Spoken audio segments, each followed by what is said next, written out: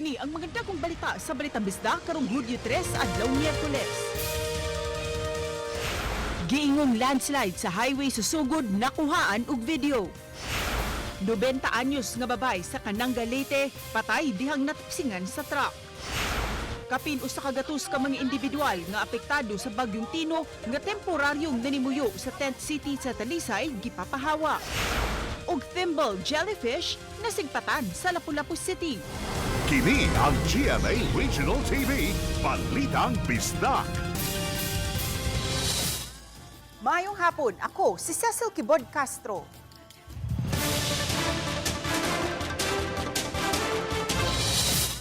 Nakuhaan og video ang abog kaayo nga portion sa National Highway sa lungsod sa Sogod sa Northern Cebu nga gikabalak ang makaapekto sa mga motorista. Doon na pa kunoy mga nagtagak-tagak sa dalan. Atong sayran sa live report ni Nico Sereno. Nico? Yes, nang gawas karon sa social media kining sitwasyon so sa kaparte sa National Highway sa lungsod sa Sogod mong dunay pangutana ang mga motorista. Nahitabo kini niadtong Sabado sa buntag sa highway sa barangay Damolog, Sogod. Matud sa netizen nga paingon sa norte, nakalabay sila sa dapit, nakuratan nga abog kaayo ang lugar. Naibong mi nganong abog ang dalan. Ya paghangad na mo kay moto amo nakita nga ang mga pino gani kayo nga balas or anapog kay nagtagak-tagak siya nga murag waterfall gani padung sa ubos. Nakalahos ra hinuon sila si Hudilia sa dapit.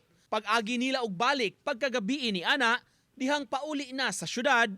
Pagpadung na namo uli pagkagabi na anay nakaantay nga tao niya, na anay nakasuwat nga caution, ingon ana, amo alam nga kay basin na ay mga motor niya, abog gani siya sir, or basin mapuling or basin og kanang kanang malanghap gani nila ang kanang abog kay pino manggod kaayo siya. Sa statement sa Sogod DRRMO, giklaro nila dili landslide ang hitabo apan dunay gitrabaho sa ibabawong parte sa bukid. Niadtong Mayo 19, pinaagi sa social media ni pagawas og statement ang LGU Sogod.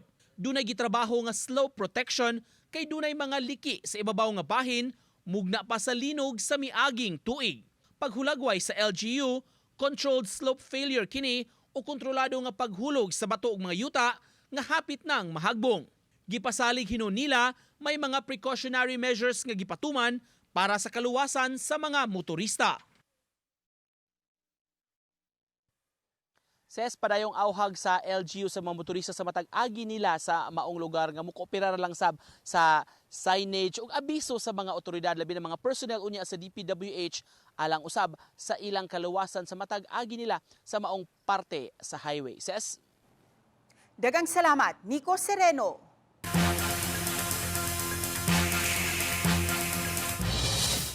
Patay ang usa ka lalaki nga napalgan sa may baybayon sa Sitio Ratan, Barangay Tangki sa Dakbayan sa Talisay. Nakaangkon kini og mga samad pinusilan sa ulo.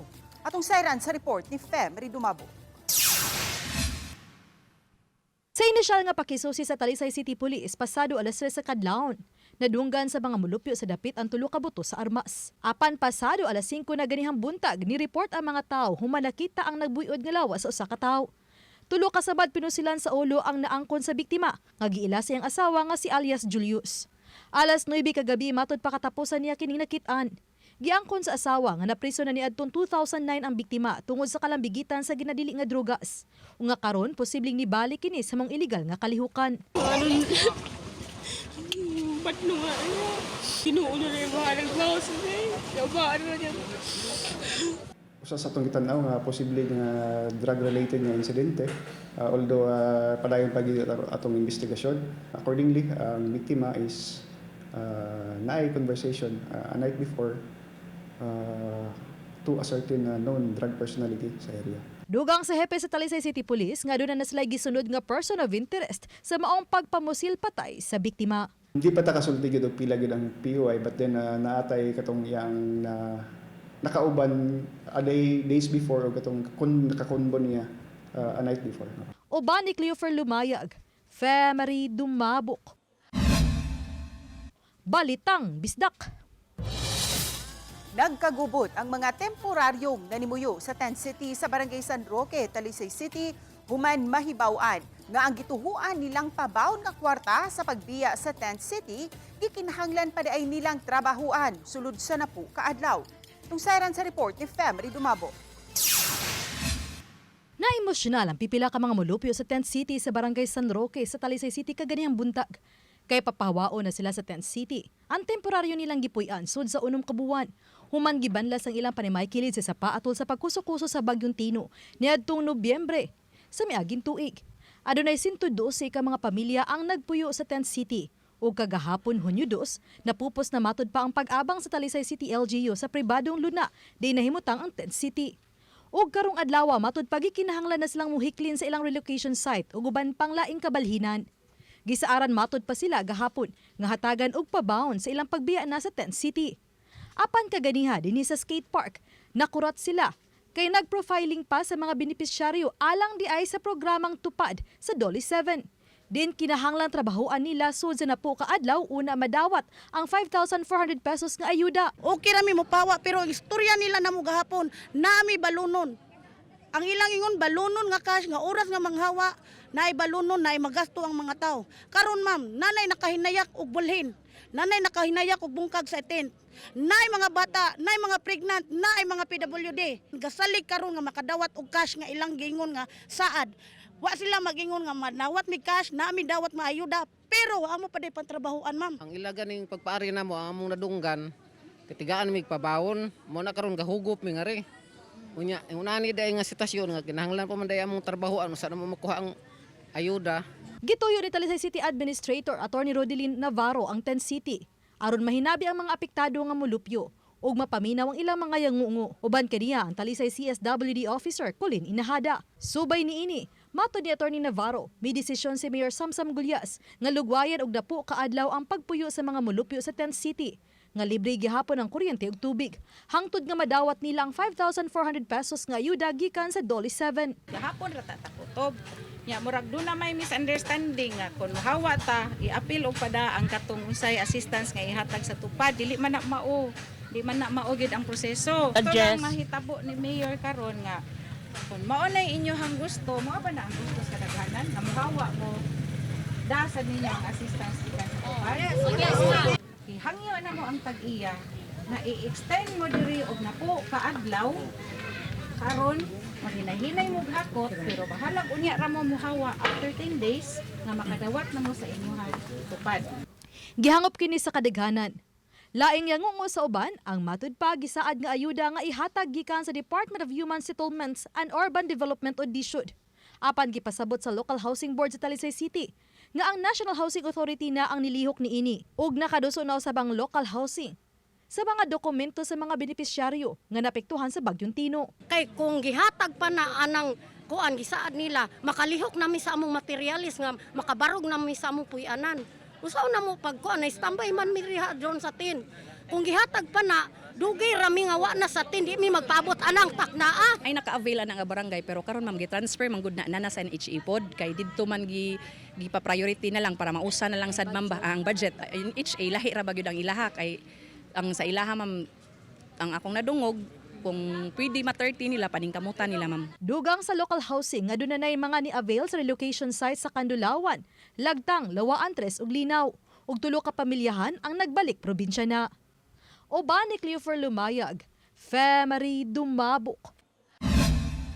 Balitang Bisdak.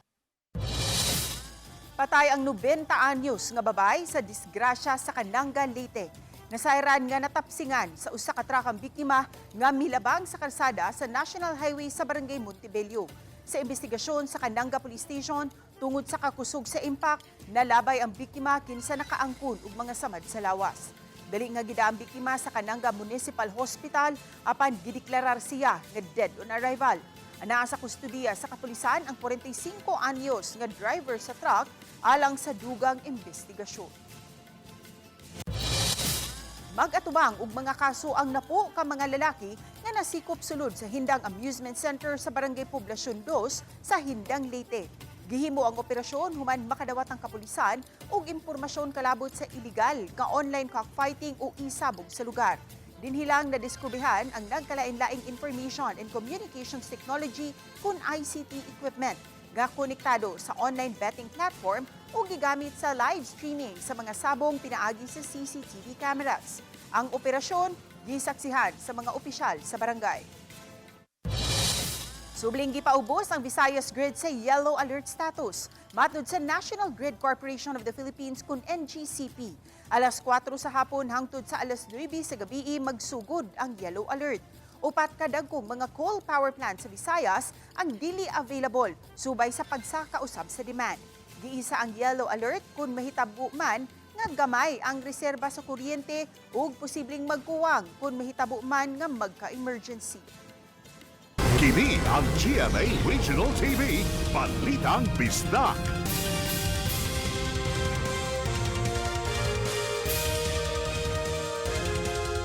Kini ang GMA Regional TV, Balitang Bisdak. Nasigpatan sa kadagatan sa Maribago, Lapu-Lapu City ang water spout kaganihang buntag. Si Luan Merondinas sa report. Kuha kini ni Jason Olivera, sakop sa City Environment and Natural Resources Office, Coastal Resources Management, Consenro CRM, Lapu-Lapu City, pasado alas 8 kaganihang buntag. Matod ni Jason, nga samtang didto sila sa ilang pwesto sa Marigondon Causeway. Kalit lang nilang nabantayan ang napormang water spout kun buhawi sa laod habig sa kadagatan sa Maribago. 2 minutes kapin ma'am, nawara po siya kay babor siya, naiko na tabunan na po siya sa mga kuhan ba. Gabon mo makanang sayang murag murag pagkuha lang ng clouds baga. Dagom nawara po siya ba. Ning uwan ni kadiyot ma'am. Di magayon sa kadiyot ra di kayo sa kusog kayo sakto ra gyud niya. Nawara po. Base sa monitoring sa taga Senro Lapu-Lapu City, wala hinuoy mga motorbangka nga naglawig sa mong dapit niadto mga orasa. Pagawagtang nato among gisubay tan-aw wala ra no na kuanon. Naigo. Okay. Salamat. Wala may bangka at natay na to. Matod ni Engineer Manny John Agbay, weather specialist sa Pag-asa Visayas, sagad maporma ang mga water spout sa mga dapit nga nakasinati ug mga severe thunderstorms. Alas 7:38 kaganihang buntag, niluwat og thunderstorm advisory ang Visayas Pag-asa Regional Services Division, partikular na sa Lapu-Lapu City, Cordova, Bourbon ug Sugod. Naa siya thunderstorm clouds ma'am, lagi na akong severe thunderstorm. So, posibleng na makuha ng mga water spout ng mga clouds. Sa pagkaron, matod sa Pag-asa, walay bagyo o low pressure area sa sulod o gawas sa nasod. Ang nasinating pagpanag-om karong adlaw, epekto lang sa nasinating mga localized thunderstorms. Dagom-dagom tapos ma'am kay actually natin mga pag-ulan diri sa may Toledo City, diri sa Balamban ug sa Mountain Barangay sa Cebu City. So natin nakita no ng mga thunderstorm activity aning mga lugar. Uban ni Marlon Malgazo, Luan Merondina, Balitang Bisdak. Padayong gipang claim sa mga driver sa mga pampublikong sakyanan ang ilang fuel subsidy. Sa usa ka gasoline station sa Dan A. Del Rosario sa Mandaue City kaganiha, taas ang linya sa mga sakyanang nagpatubil. Naglakip niini ang mga PUJ nga dito nagpakarga aron makaklaim sa ilang fuel subsidy. 10 pesos nga discount nga makuha nila kada litro sa ipagasolina. Apan ang laing driver nga among nahinabi nang hinaot unta maapil sa subsidy ang iyang sakyanan para makadagilot niini.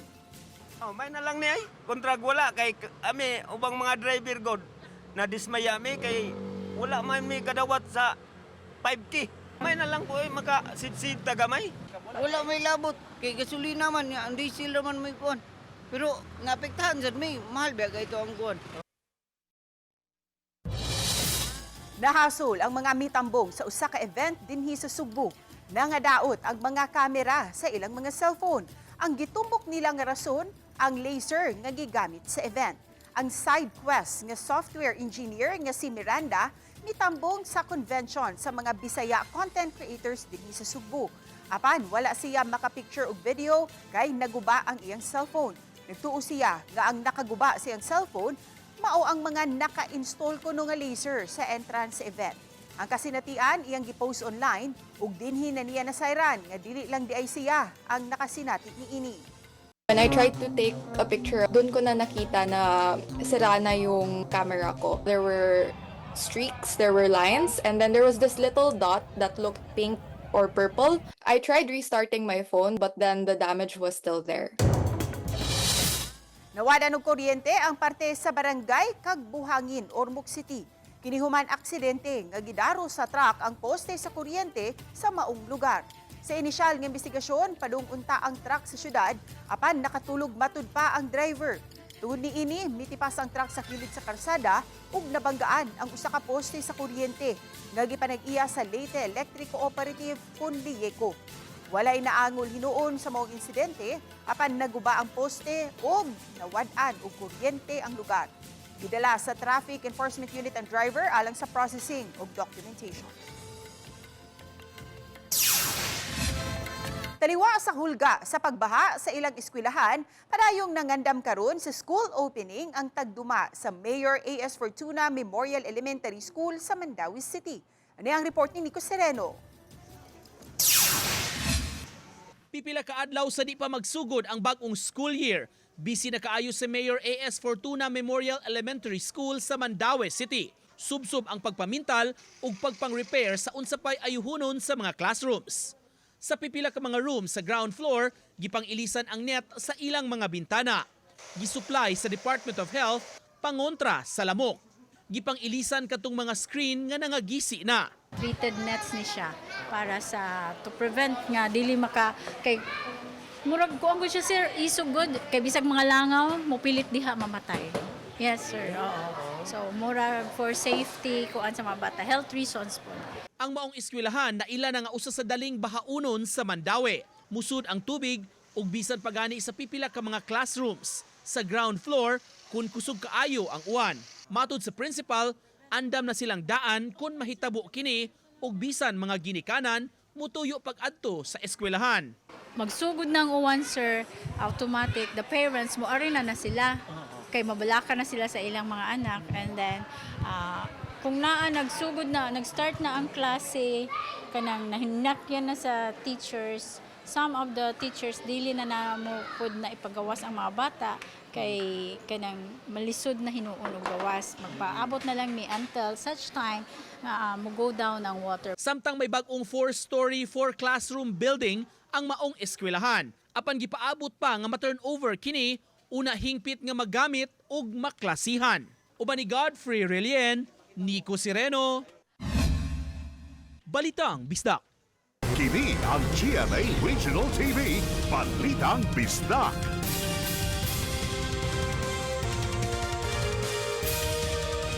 Kini ang GMA Regional TV, Balitang Bisdak. Gipahimangnuan sa Lapu-Lapu City Government ang mga beachgoers kung katong mga ligo ug dagat nga magmatngon kanunay batok sa mga thimble jellyfish.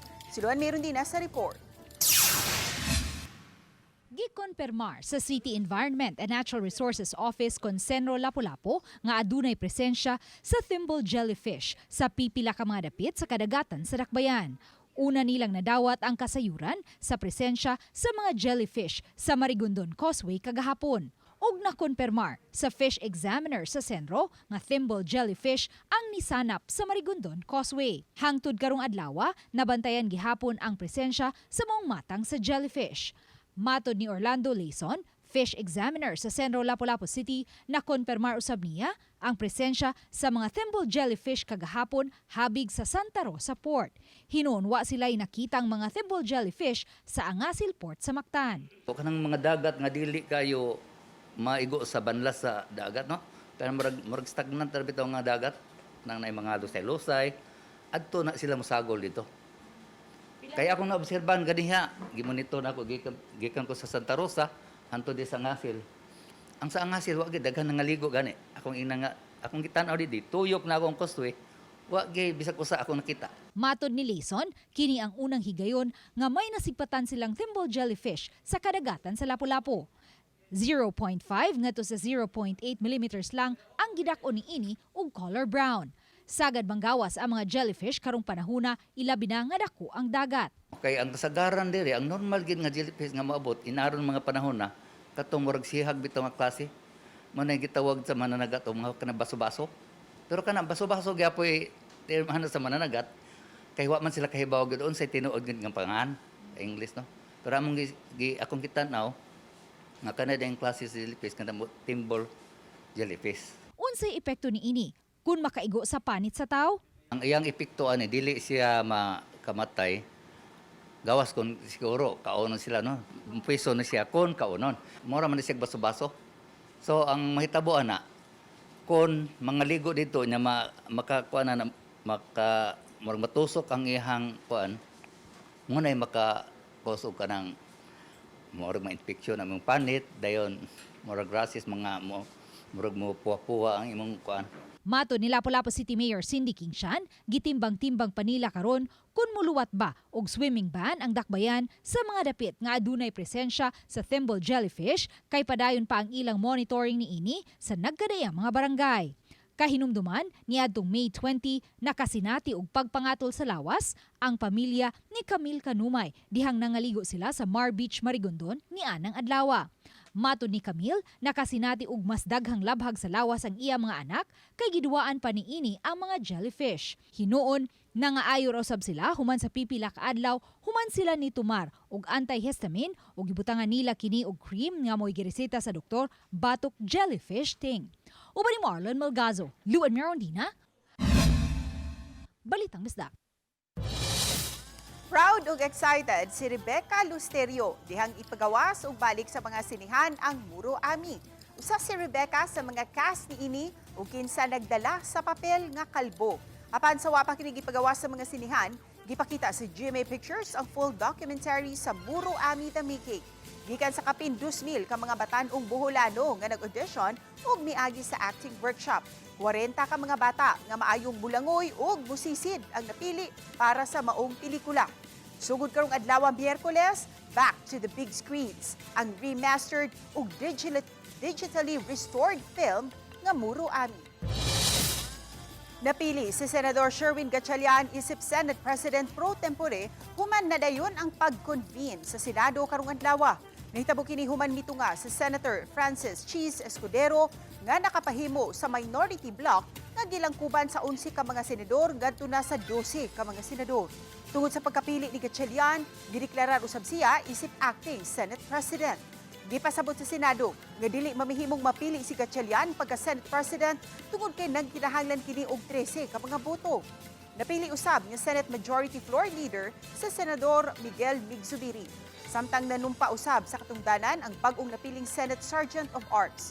Hinumduman napakyas pag-convene ang Senado ni atong niaging Lunes ug gahapong adlaw Martes, human giingong may boycott ang Majority Leader nga gipanguluhan ni kanhi Senate President Peter Alan Cayetano. Nag-serve ang usa ka kananan ug bulawan nga kanon kun yellow corn nga nahimong instant kinaham sa mga tao nga nagdaginot og budget ug gustong mag-bring back memory sa pagkaon sa probinsya. Sayran nato kung asa kining dapita sa report ni Alan Domingo. Kini ang dakong kalderong gisudlan sa gibansagan sa uban nga bulawan nga kanon. Tungod sa color nini, ang yellow corn matod sa tagiya nga mas makabarato kung yellow corn ang ilang paliton og lungagon kay mubuo ra ang presyo tagkapin 30 pesos ragod. Ang presyo nini itandi sa white corn nga moabot sa 70 pesos ang presyo. Gitawag usab sa uban nga masyaw ang yellow corn. Barato ra apan lami-lamyon. Perfect match ang yellow corn nga kanon sa tanang matang sa sudan apan mas lami gyud kung parisan og sinabaw aron dali matulon. Gawas nga makadaginot usa sa tumong nini nga makasinati pagbalik ang mga tawo gikan sa probinsya sa kanhiay nga panahon o bring back memories sa probinsya diin ang bulawan nga kanon kanunay nga ibangil sa kagutom. Sa una sir, murag bihit kay syudad. Murag ni uli ka sa probinsya. Linanan sir ba murag balik sa una ba. Ang kanon ug ang sudan ang naghatag og grasya sa magtiayong Arnel ug Vilma kinsa may paambit usab sa uban nga mga tawo nga nahatagan usab og panginabuhi pinaagi sa ilang kananan. Sir, ang kunti sir ba bro, taas ang presyo. Bilang kilo aning yellow corn? Ang yellow corn is 35. Okay, so halinon ba sab? Oh, halin sir. Daghang kwan? Oh, puro sir, ganahan sila sa yellow. Kaon tag kanon nga bulawan. Kita eh. Mo ni yellow corn, mo ni makalit ang taga-probinsya ani. Kauban si Clover Lumayag, ako si Alan Domingo. Balitang Bisdak. Gihimo sa Talisay City BJMP Female Dormitory ang Runway for Change and Fashion Show for a Cause sa Talisay City Hall Plaza. Nagtinambagay ni ini ang nagkadiang ahensyo sa gobyerno. Ang mga personnel sa maong ahensya ang nag-fashion show, sulob ang mga gown sa partner nila nga mga boutique ug ang mga crocheted collection nga gihimo sa mga babaeng persons deprived of liberty kun PDL. Lakip sa Mirampa ang mga bag nga gihimo sa mga PDL. Hinungdan nga gawa sa Mikita na ang maunilang programa na halin usab ang pipila sa mga hinimo sa mga PDL. Diin ang kita ang magamit, pagpalit sa mga personal ug mga hygiene kits. Samtang ang kita sa maong Runway for Change and Fashion Show for a Cause ang ihatag sa center nga nagatiman sa mga batang pinasagdan ug paghatag usab og mga school supply sa mga anak sa mga PDL. Charity event, a fundraising event to siya, Ma'am Fe. Para sa among beneficiary, which is ang katong Our Lady of Divine Providence Home, katong mga bata nga mga abandoned, mga pinasagdaan. Ang proceeds is ato siya sa beneficiary. Then I think as per Ma'am Warden is more na ihatag ato for the children of our PDLs gani nang magtagaan po sila og kanang for happy ta magugod klase. Ya katong mga PDL mo nga mga tawo nasa sulod di man sila ka afford mo kahatag po sa mga bata sa mohatag pud ni. Gipaubos sa usa ka refresher course sa mga driver sa mga ambulance o emergency vehicle. Lakip na mga mini fire trucks sa 22 ka mga barangay sa Dakbayan sa Talisay. Lakip usab ang mga driver sa mga ambulansya sa Talisay City Disaster Risk Reduction Management Office. Kalabot kini sa balaod sa trapiko isip pagpahinumdum kanila nga dili sila exempted sa traffic rules. Lakip sa gipahinumdum kanila nga siguruduhon ang kaluwasan sa mga migamit sa kadalanan sa mga motorista ug sa mga pedestrian. Ilabi na diha sa ilahang pagdali sa pagpadagan, sa pag-overtake ug pag-agi diha sa mga intersection.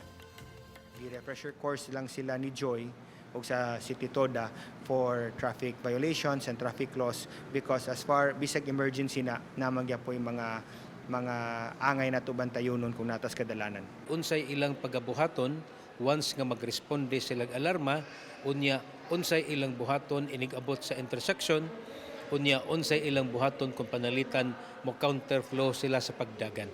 Emergency responder nga drivers subay sa tong balaod dili gyud exempted sa tanang mga balaod sa trapiko.